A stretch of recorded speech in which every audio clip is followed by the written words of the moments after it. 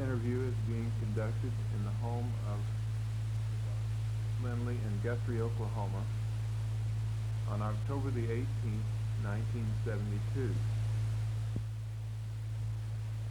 Mrs. Thomas was an eyewitness to the famous gun battle at Ingalls, Oklahoma on September the 1st, 1893. Mrs. Thomas, I want to begin our interview by asking you how you happened to come to live in Ingalls, Oklahoma. My father and us lived in Stillwater, Oklahoma, and he learned of the selling of the Ingalls lots while we lived there. And he decided to want to live in this little new town everybody was bragging about. So he came over and bought him 27 lots, and he built on some of them, and he put out a young orchard, also a grape vineyard.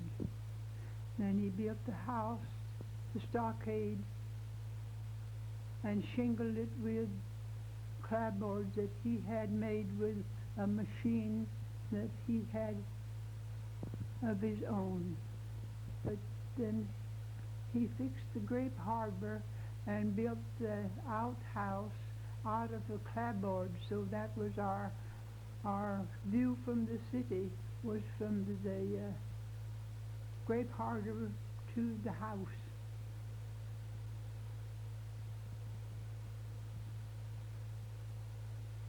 Then one or two lots, then he sowed these lima beans into rows down the. And we children, when those lima beans got all ripe, my father went into the patch and took a covered wagon sheet and put down about the center of the lot for us to put the bean vines in. So my brother was at one end and I was at the other, and we carried our bean vines to the center and put them in the wagon sheet. What did your father do in Ingalls? He was assistant postmaster and worked some in the little store that was added to the post office. That was his business.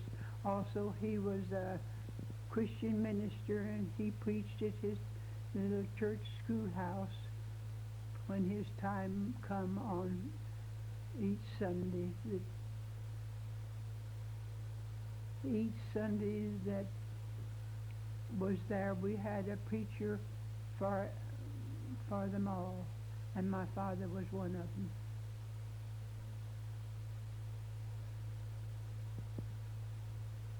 Can you tell us some of the interesting things that happened at the church service?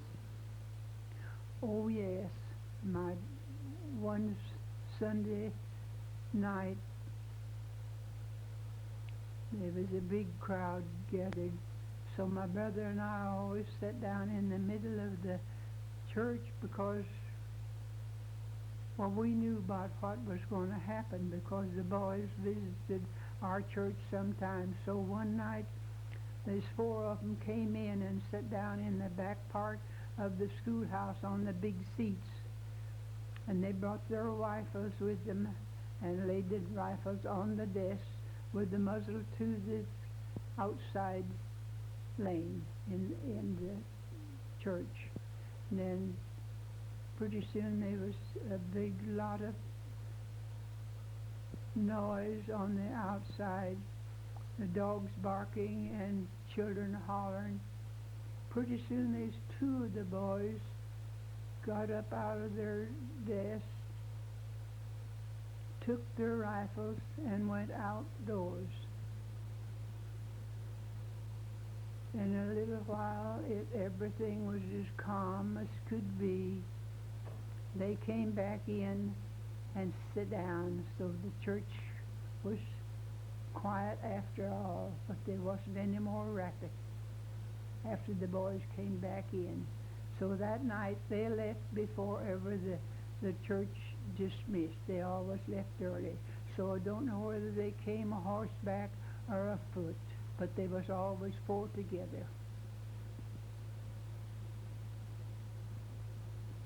So one day I was walking down from our home, which was in the southwest part of town, and I wanted to get the mail.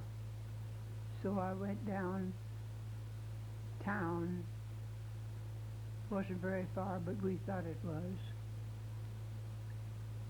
to the post office. So when I got down even with the saloon, I turned and started across the street to the post office, but I had to find where to walk, because if I didn't walk on the boards, I walked in the mud because it had rained and it was pretty muddy. Pretty soon I felt something on the side of my bonnet scratching, and I thought, well, but could it be a grasshopper? So I stopped and turned around, and there stood Bitter Creek with his rifle. Had been scratching my bonnet. There he was standing there looking and smiling, and he said, "Little girl, I wouldn't hurt you for the world." So I went on to the post office and was very much frightened.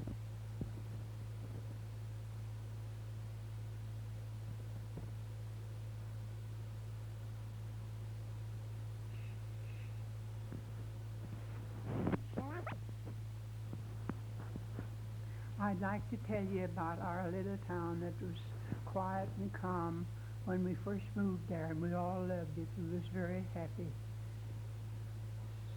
So we had on the north side of town, we had a big machine shop, what it is today, but it was a harness shop and a shoe shop, and that was where the covered wagon stopped when the marshals come. But it was the north edge of town. Well, in our little town then, we had a hotel that served 3 meals a day and took in transoms too when they had room. That was at the Pierce Hotel. Then there was a first in town was the schoolhouse and the church. Then the next in the town was the hotel. Then the next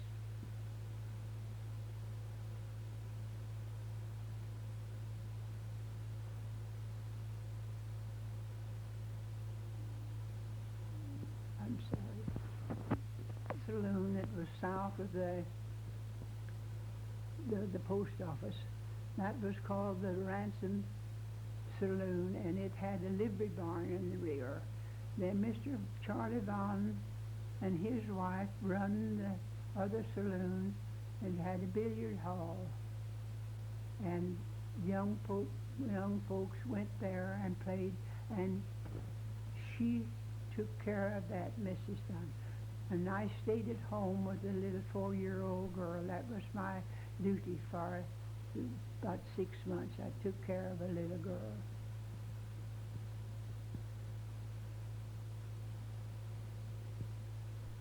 I used to go to the Pierce Hotel and visit the little schoolgirl. I forget her name. There was a girl and a boy went to our school too, the Pierce Hotel.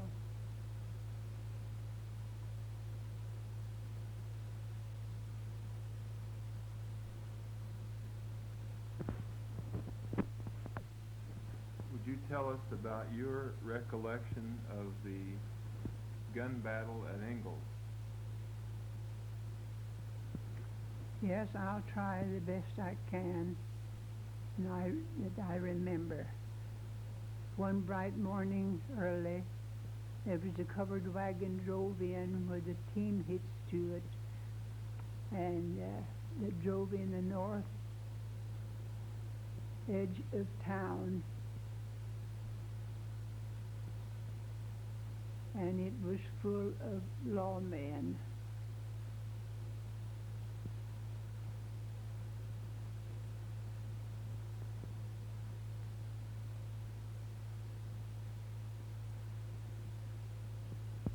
Forgive me. Well, back at home, we didn't know anything about the covered wagon, but the people downtown did. So my little brother and I was out in our bean patch, him at one end and I at the other. And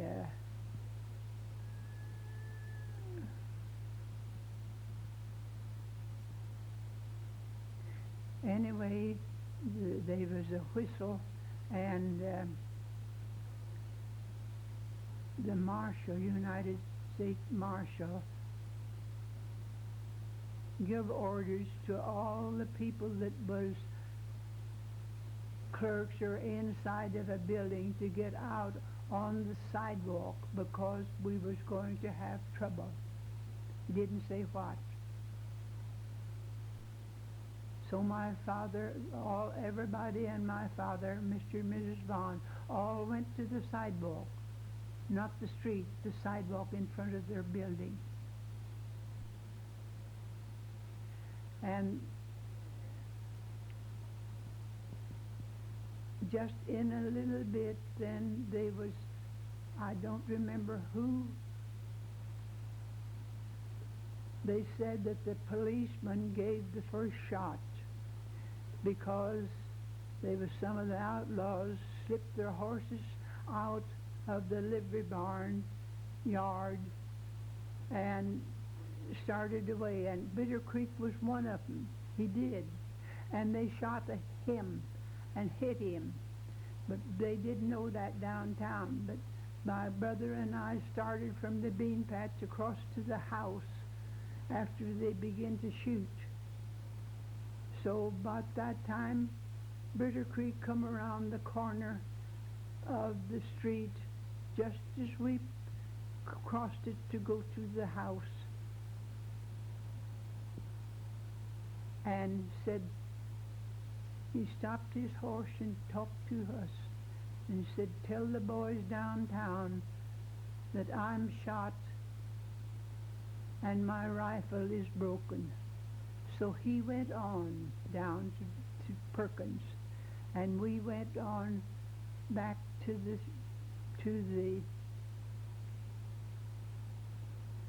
garden spot. So just about time we got stationed there, why they began to shoot again, and this time it was hot and heavy. So Mr. Johnson stood up. He was at the corner of the house, and he stood up and took his hands and kept motioning us for to lay down, which we did. Well, I felt something at my side. I laid right down flat, and we could watch we watched the street and watched the men, and there was several horseback men who went by there, but they was dodging bullets all the time. They just whizzed over our head by the dozen. I don't know how many or where, but there was plenty. So little brother, I felt something at my side. So my little brother, I looked up at, and there he was, standing there in his little tear-stained face, and he was just as white as a sheet. He said, sis, I thought if we was going to die, we'd die together. Then we laid down there,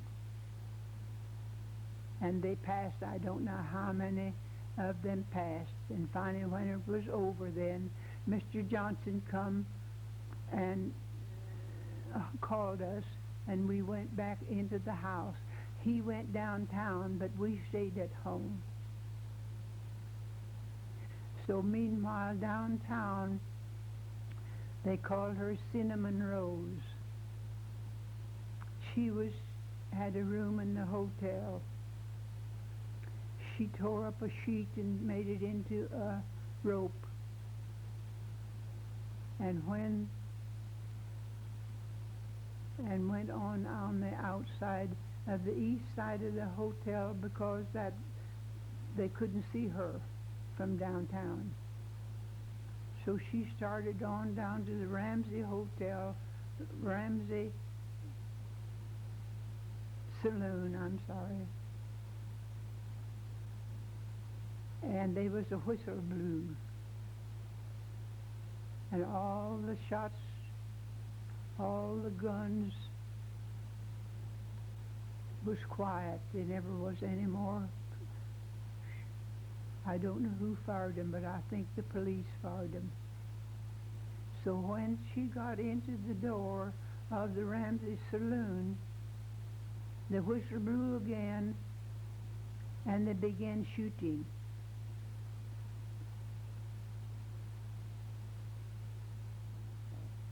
So there was one boy killed coming out from under a fence right to the back side of the Charlie Vaughan Saloon.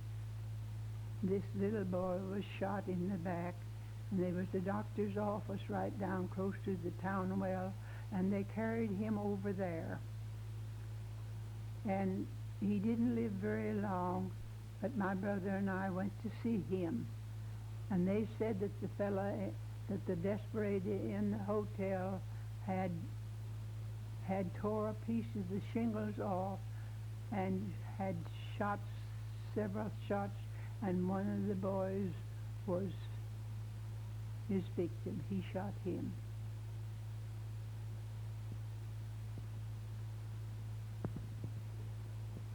Do you remember some of the names of the outlaws in the town? The Doolin and Bill Dalton and Bill Doolin and Bitter Creek, and that's all I remember. There's a Jones in there, but I didn't know his name. Well, I think they said they was either 5 or 7. But while we was that one?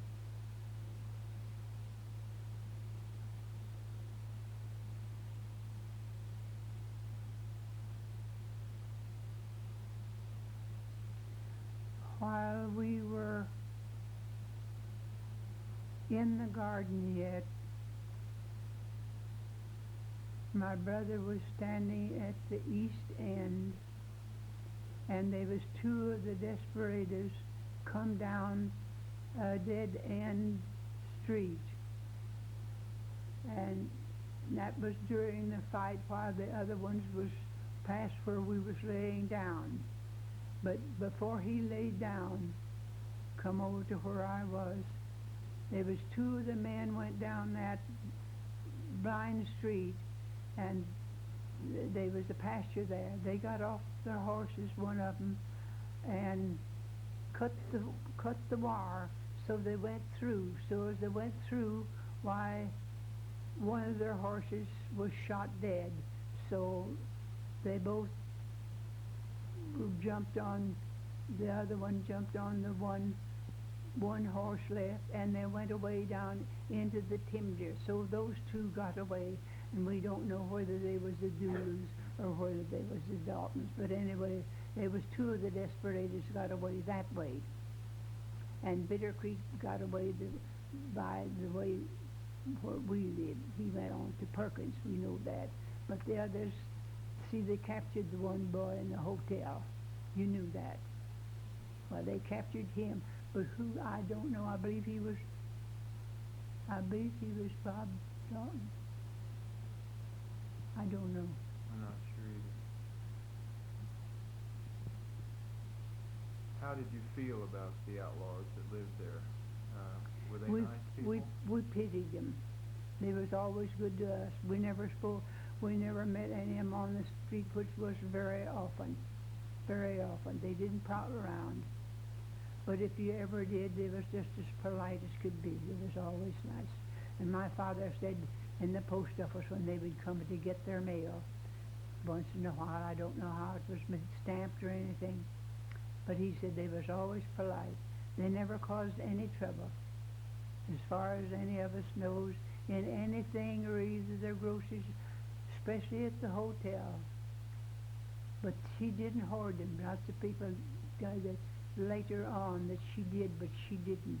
They paid their fare just like anybody else did, and so did Mrs.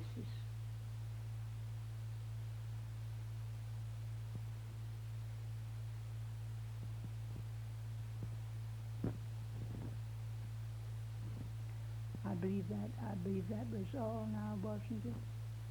Did I tell more yesterday? Well, I don't want to. I just want to talk this to you. Later on, my father sold his part of his lots, and the rest of them, it was a dead town. All of our grocerymen, all the business people left town, and even the hotel was moved away to Stillwater.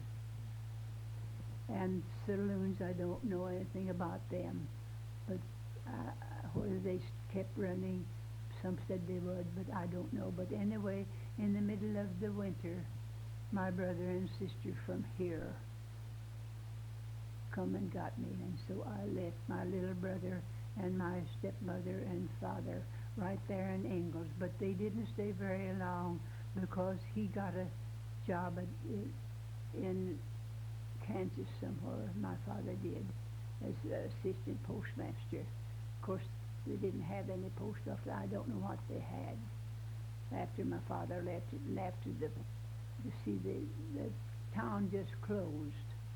There wasn't anything going on. And what people, I guess, they had their groceries and they sold them what they had or give them away. Anyway, the town was dead. It never come to life again.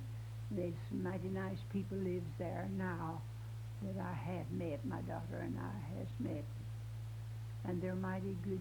They want to live there, and it was a good town. It was good soil, and it was a thriving little town until the fight.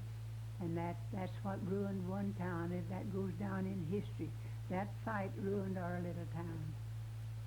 See? And it was located nice, and there was native timber around in different places, very few, and water.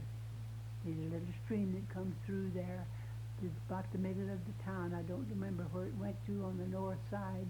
Might have made a bigger one. I don't know. But anyway, there was a little stream. So in time, we all thought that it was made a nice town. So my brother and I used to hitch up a little spring wagon, and there was a hickory nut grove right down south and east of our house. And you know, they're not that big around, and just as hard as flint.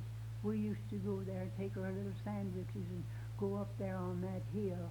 We didn't know. They said that we was in the Descriptive caves, but we never saw any of them.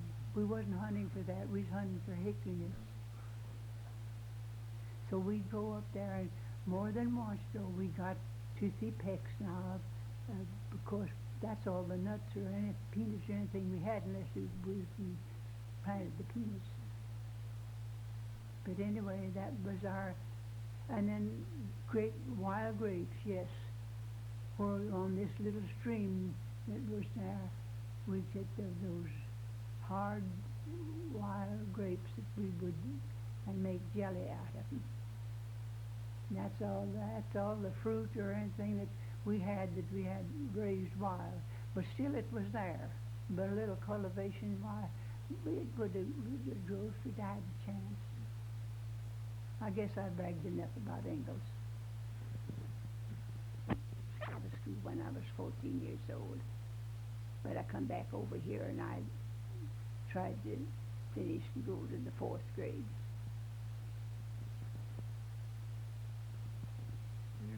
You lived in Crescent most of your life. Then I lived in and around Crescent. We had a farm north of Crescent. And then we moved to Crescent. Then we used to live in Guthrie too. And then many years ago, then I went to Egypt and lived a while. I've kind of milled around, but I've always stayed. Crescent's been my home. Yes, I like it. It's a nice little town. Lots of fruit, and when we don't have drought, we have good crops at Crescent.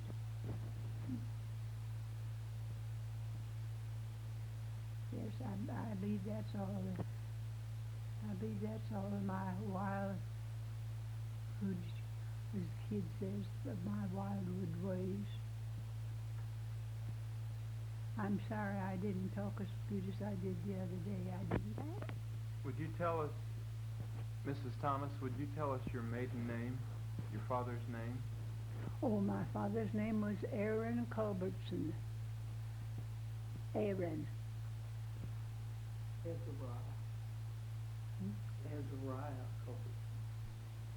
Ezra, I'm sorry. My grandfather's name was Aaron. I'm right. Thank you, dear. Thank you, dear. Aaron is right. Ezariah. Ezariah is right. Yes. He named his initial was A. Culbertson, the Christian minister.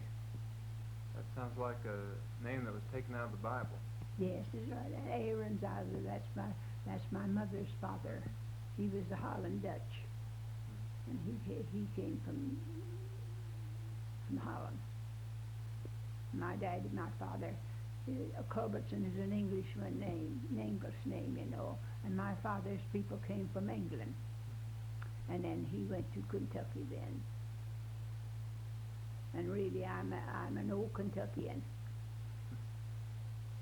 You were born in Kentucky? No. No, my father was born in Kentucky. No, I was born in Kansas. Anthony, Kansas was my home. Bluff City, Kansas was right there. Yes, we did. My brother and I was born right there on the little old place. Yes, Kansas and Oklahoma. That's about all I went. Oh, I went to California a time or two. But I still go back to Oklahoma. I guess I'm just an old sinner and an old Okie. I like it.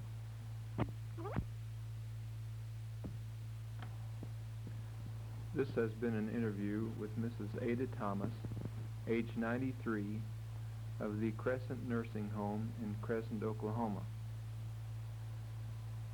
Your interviewer has been Robert Bish, the curator of the Jim Thorpe Home in Yale, Oklahoma.